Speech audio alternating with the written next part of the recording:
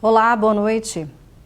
Nova lei municipal acelera a desburocratização de concessão de alvará sanitário. O Ministério da Agricultura aprova registro de mais 42 agrotóxicos. STF adia julgamento de pedido de liberdade de ex-presidente Lula. Governar por decretos e os impactos para a democracia. No estúdio, analistas avaliam as ações contínuas do governo Bolsonaro, que já bate recorde de decretos presidenciais desde a era Collor. Isso.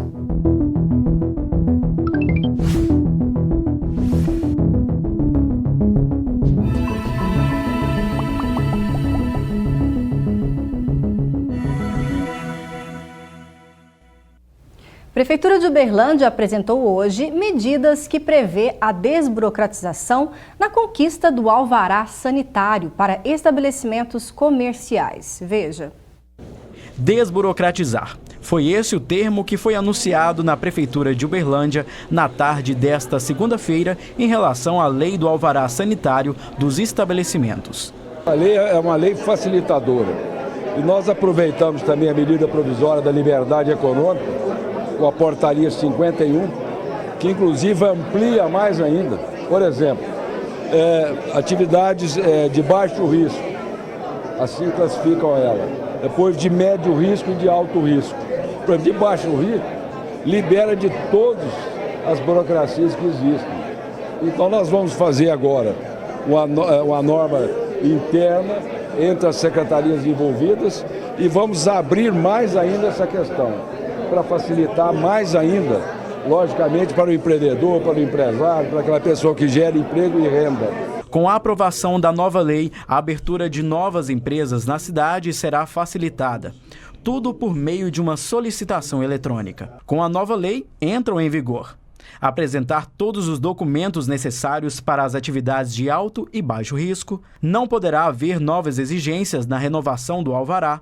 O prazo de validade será de 3 anos para alto risco e 5 anos para baixo risco. Projetos arquitetônicos só serão exigidos em atividades de alto risco. Processos em andamento serão beneficiados pela nova lei. A lei entrará em vigor após 45 dias de sua publicação. Nós temos que preservar, inclusive, os interesses do cidadão, do consumidor, quer dizer, tudo aquilo que está determinado em ambientes de produção de alimento, enfim, a lei tem que ser respeitada.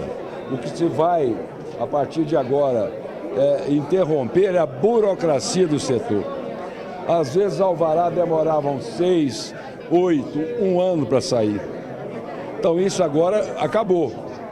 Agora, a fiscalização, essa permanece. Com a nova lei, ficou definido que estabelecimentos de alto risco, como hospitais, laboratórios, farmácia de manipulação, indústria de alimentos, cozinha industrial, são aqueles com atividades econômicas que exigem inspeção sanitária ou análise documental prévia por parte do órgão responsável pela emissão da licença sanitária, antes do início da operação do estabelecimento. A partir dessa medida, todo empreendedor, se ele declarar, ele tem os critérios publicados num decreto, e se ele declarar que a atividade dele é de baixo risco, nós emitiremos imediatamente o alvará.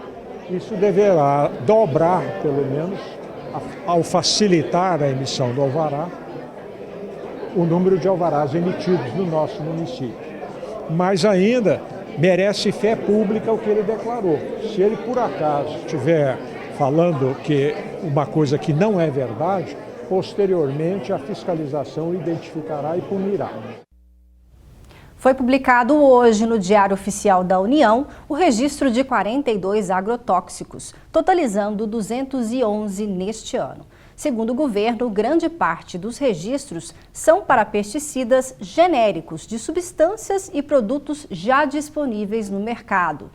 Já ambientalistas e profissionais da saúde alertam que a liberação de mais produtos, ainda que cópias de outros já existentes, pode aumentar os riscos para a população.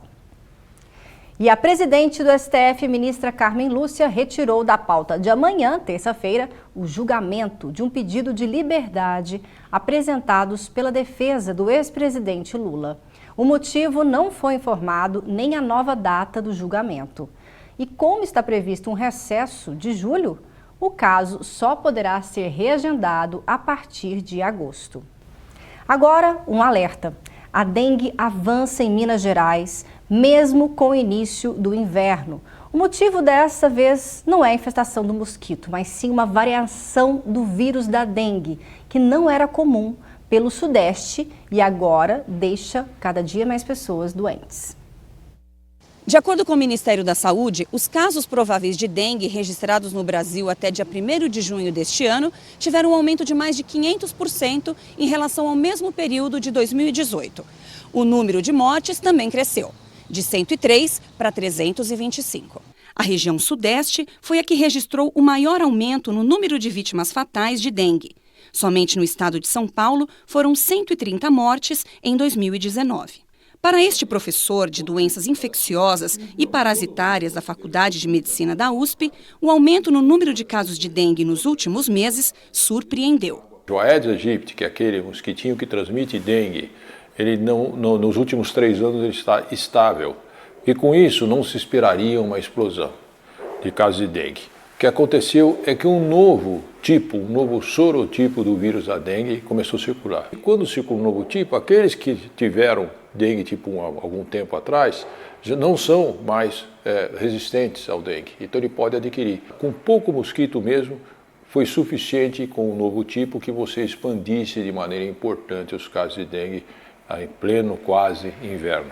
O professor prevê que, se nada for feito, o número de casos de dengue pode aumentar.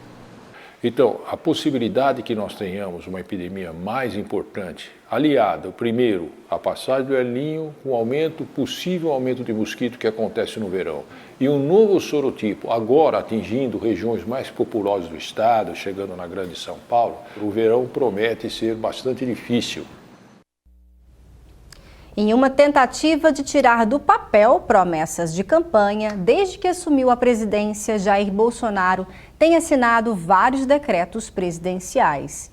E essa forma de governar, será que afeta o funcionamento da democracia? Veja na reportagem. Desde o início do mandato, o presidente Jair Bolsonaro tem lançado mão de decretos para governar. Nos primeiros 4 meses de governo, ele já assinou mais de 150 decretos presidenciais. Ao contrário das medidas provisórias, que precisam ter o aval do Congresso para entrar em vigor, decretos são decisões presidenciais que começam a valer logo após serem publicadas no Diário Oficial da União. Ainda assim, os decretos não têm a força de uma lei e podem ser revistos pelo Congresso ou pela Justiça. Segundo o portal Estadão, Bolsonaro é o segundo presidente da República desde 1988 que mais assinou decretos no início do mandato. Foram 157 até agora. Perde apenas para o governo de Fernando Collor, marcado por 258 decretos assinados nos 150 primeiros dias de governo. Alguns dos decretos mais debatidos de Bolsonaro foram os decretos que facilitam a posse e o porte de armas, decreto que extingue quadros efetivos vagos e que vierem a vagar da administração pública federal, decreto de conversão de multas ambientais e o decreto que aprova a nova Política Nacional de Drogas. Bolsonaro também já falou publicamente que, com uma caneta, tem mais poder que o presidente da Câmara dos Deputados, Rodrigo Maia. Hoje pela manhã, tomando um café com Dias Toffoli, palmeirense como eu, bem como com o Davi Alcolumbre e o deputado Rodrigo Maia, presidente da Câmara, eu disse para o Rodrigo Maia, com a caneta eu tenho muito mais poderes do que você. Apesar de você, na verdade, fazer as leis, né? Eu tenho o poder de fazer decretos. Logicamente, decretos com fundamento. A quantidade de decretos assinados por Bolsonaro até agora levou 47 entidades a assinarem uma carta contra os decretos. O texto diz que legislar por meio de decretos, menosprezando e subjugando o papel do poder legislativo, é uma forma de minar a democracia. Hoje vamos falar sobre esse governo por decretos presidenciais e os impactos para a democracia. Aqui no estúdio recebemos hoje a Ana Maria Said, que é professora do Instituto de Filosofia da UF, cientista política. Boa noite, professora. Boa noite. E também José Eduardo Batista, que é advogado. Boa noite. Boa noite, Patrícia. Gostaria de começar, então, perguntando para você, José Eduardo, que é advogado, vamos explicar para a população, primeiramente, a função de um decreto. Patrícia, boa noite a todos. O decreto presidencial que nós estamos tratando, ele tem duas funções específicas. A primeira delas é regulamentar a legislação. E uma outra função é organizar a administração pública federal. Naturalmente, esses atos do Poder Executivo são tratados como ato meramente administrativos. Eles não podem sobrepor a legislação e eles não podem ir contra o espírito de uma lei. Então, se é um ato que tende a regulamentar uma legislação, ele precisa apenas estar no campo da execução daquela lei. E se é um ato que tende a regulamentar a administração pública, apenas no que se refere à organização da administração pública. E como que você vê, então, esse volume de decretos nos primeiros meses de mandato do governo Jair Bolsonaro? A quantidade em si de decretos não me preocupa e não é para mim um indicativo de afronta à democracia. O que nós temos que avaliar é a qualidade desses decretos, não é? Vamos imaginar que o governo trabalha, ele se organiza e ele pretende dar respostas às suas promessas de campanhas através de atos que o governo precisa mostrar serviço. Um deles deveria ser a iniciativa de lei ou medida provisória. Ele pode, então, fazer as propostas legislativas. A outra, através do decreto, organizando a legislação que já está vigente ou a administração pública federal. Bom, agora quero ouvir a opinião da professora Ana Maria. Você concorda com o José Eduardo? Não há problemas nesse volume de decretos? Não, eu concordo com ele que a questão não é apenas o volume de decretos, né? O problema são decretos que deveriam ser projetos de lei e que deveriam passar pelo Congresso, porque é ali... um debate, né? E um debate com a representação que está no Congresso da sociedade. Então, o grande problema são decretos que têm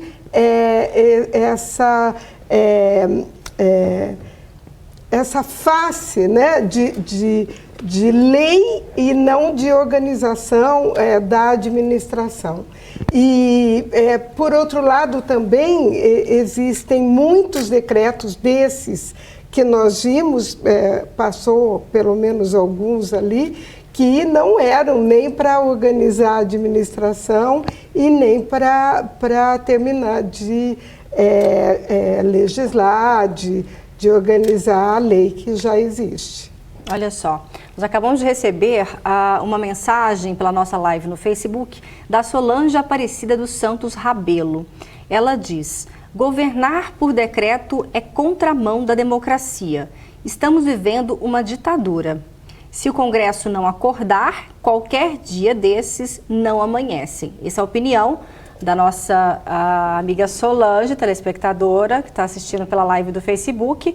E eu vou deixar nossos especialistas comentarem. Essa relação com o Congresso, como o próprio presidente disse, em algumas ocasiões estão ainda perigosas, né? Quando se diz de não ultrapassar as regras, né? Então, eu ia completar que um grande problema que nós já vivemos foi que, por exemplo, a ditadura militar, ela governava por decretos. Então, esse é o grande perigo, né?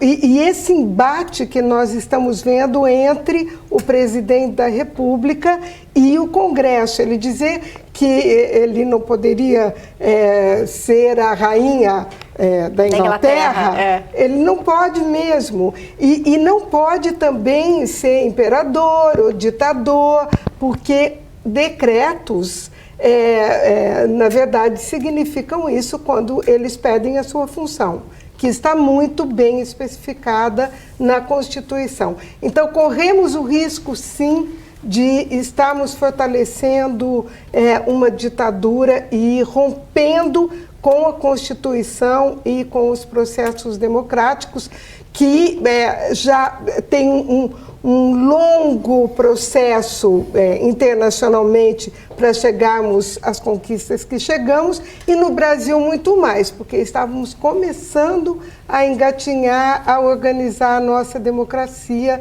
e decretos que têm o valor de lei, eles podem se confrontar com toda essa organização democrática que mal havíamos conseguido conquistar. Entendi. Esqueci de agradecer a participação, então, da Solange. Obrigada, Solange, por você ter contribuído, dando a sua opinião.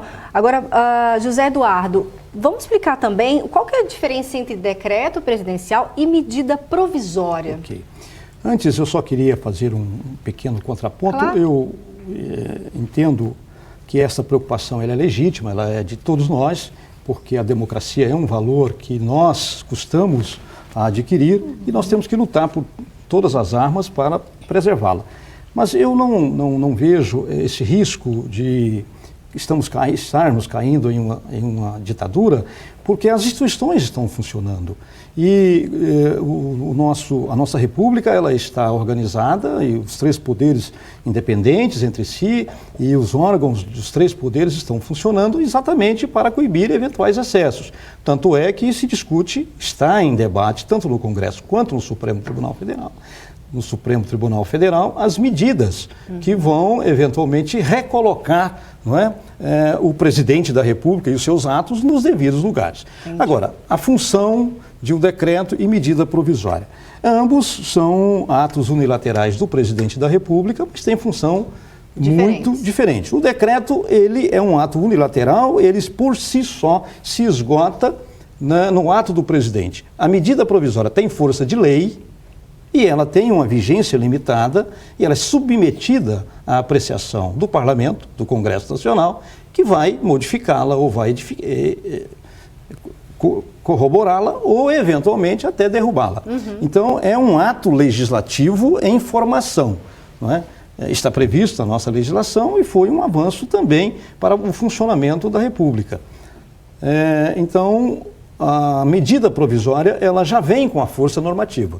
E quando ela cai no Congresso Nacional, é preciso editar uma norma de transição para saber como fica aqueles atos que foram executados na vigência dessa medida provisória. Portanto, é uma lei que depende da confirmação posterior do Congresso Nacional, e o decreto não. Perfeito.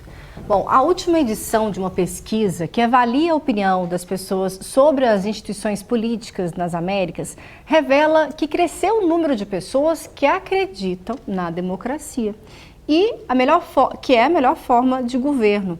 Eles acreditam, mais de 50% da população ainda também acredita que não seja tão satisfatório. Então há uma avaliação recente para a gente avaliar o funcionamento da democracia. Veja mais números nessa reportagem. 60% dos brasileiros acreditam que a democracia é a melhor forma de governo. O número é superior ao percentual de 2017, que chegou a 52%. É o que diz a pesquisa do Barômetro das Américas em parceria com a Fundação Getúlio Vargas e com o IBOP. O estudo é realizado a cada 2 anos. Ainda assim, quase 6 em cada 10 brasileiros estão insatisfeitos com o funcionamento da democracia no país, ou seja, 58%. Mas o percentual teve uma queda em relação a 2017, quando o registro foi de 78%. A pesquisa ainda aponta que 51% dizem respeitar as instituições políticas. Em 2017, o percentual era de 41%. As opiniões mostram que parte da população, além de estar insatisfeita, está preocupada com a estabilidade do sistema democrático no país. A gente ainda tem uma democracia, mas ela é uma democracia muito recente e ela é bem frágil.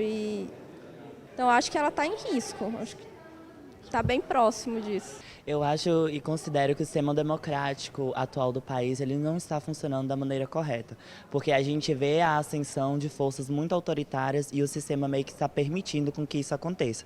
E o jogo democrático não era para permitir isso, era para que essas forças, principalmente forças autoritárias, elas fossem barradas. A gente não percebe isso no nosso contexto atual. Democracia é a decisão do povo, né? O povo governa, então a nossa democracia, acho que não está muito bem isso não. A gente pôde ver nas últimas eleições o jeito que está, é cada um buscando seu próprio interesse e não o interesse do bem comum de todos. Então, com relação a essa pesquisa, ainda sobre o sistema democrático, professora Ana Maria, gostaria que você comentasse por que será que ainda há tantos brasileiros insatisfeitos quanto ao funcionamento da democracia no nosso país? Bom, uma coisa eu já havia dito, porque estávamos começando a organizar, ela é muito recente, né, a história da democracia no nosso país. Nós não podemos nos esquecer que nós vivemos uma ditadura. E eu acho que a memória, ela tem que ser constantemente trabalhada. Eu já falei aqui outras vezes, a história é fundamental para que nós consigamos passar para a maioria da população o que significou um período de ditadura no país, um período de perdas de direitos, né, principalmente, pessoas presas injustamente, com uma justiça quase que paralela. No fascismo e no nazismo, nós temos mesmo uma polícia paralela. E esse é um grande problema. As pessoas não sabem o risco que significa não estar sob a guarda das leis, de regras democráticas, e que as autoridades, principalmente, devem estar dentro dessas regras. Então, pensarmos o que significou o fascismo e o nazismo e a destruição de humanidade das pessoas, né? Destruição da vida, da privacidade, e da individualidade das pessoas. Então, esse é um risco que nós corremos, e é preciso que a população tenha um conhecimento ainda maior do que significa ter a possibilidade de ter regras democráticas e de direitos preservados. Porque quando perdemos o direito, e quando uma pessoa perde o direito nesse país, e você estava falando que as nossas instituições estão funcionando, mas com sérios problemas, e também por isso a população tem uma desconfiança e deve ter e pressionar para que sim, essas instituições funcionem e regulem, porque é o papel do Supremo Tribunal Federal, do Legislativo, que é onde estão os representantes da sociedade, e pressionar, portanto, o Legislativo, e pressionar o Executivo para que ele não misture o papel de Justiça e de Legislativo nas suas mãos, porque o decreto pode não ser isso, e quantidade pode não ser isso, mas pode sim caminhar para isso, como foi na nossa ditadura militar. Não passava pelo Congresso. Aliás, o Congresso ficou fechado por um grande período, né? E os decretos nós tínhamos que obedecer e pronto. Isso tem um certo encanto, porque uma parcela da população que está vivendo a miséria, problemas seríssimos sociais, querem que um salvador da pátria venha e resolva por decreto realmente, sem a paciência de que isso deve ser debatido, discutido e a sociedade ouvida. Então, essa consciência da importância de vivermos em regras democráticas para que nós tenhamos os nossos direitos e os nossos deveres assegurados. Entendi. Bom, a gente volta a falar sobre esse assunto daqui um pouquinho. Agora é hora de saber como fica o tempo em Uberlândia e região nesta terça-feira. Confira.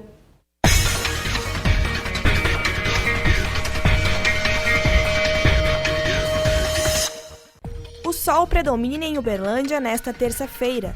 A mínima fica 17 graus e a máxima 29. Em Patos de Minas, terça-feira ensolarada, tempo mais frio à noite. Termômetros marcam entre 17 e 29 graus. O dia também fica mais frio em Monte Carmelo, temperatura mínima de 15 graus e máxima de 28. Céu aberto durante todo o dia. Ituiutaba vai ter um dia de sol e temperatura mínima de 14 graus. A máxima fica 32. Terça-feira com sol em Abadia dos Dourados. A mínima fica 16 graus e a máxima 30. Agora é hora de saber sobre os eventos que acontecem na UFO. Essa semana, o encontro promete unir pesquisadores e a imprensa local para discutir a importância da divulgação científica. Veja.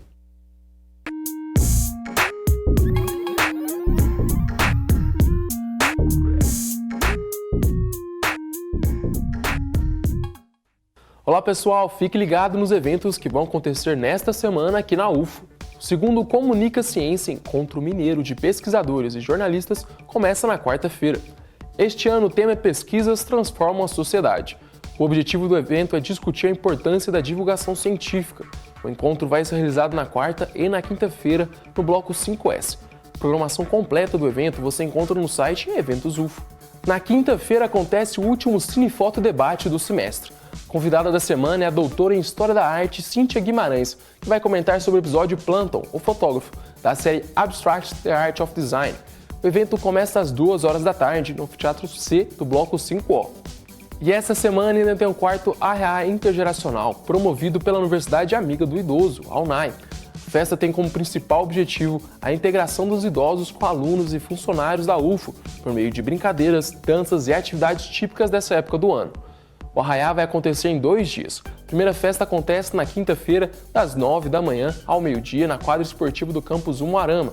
O segundo dia de festa vai ser sexta-feira, no Centro de Convivência do campus Santa Mônica, e começa às 4 horas da tarde e vai até 11 horas da noite. O evento UFO fica por aqui. Na próxima semana eu volto com mais dicas para você. Até mais!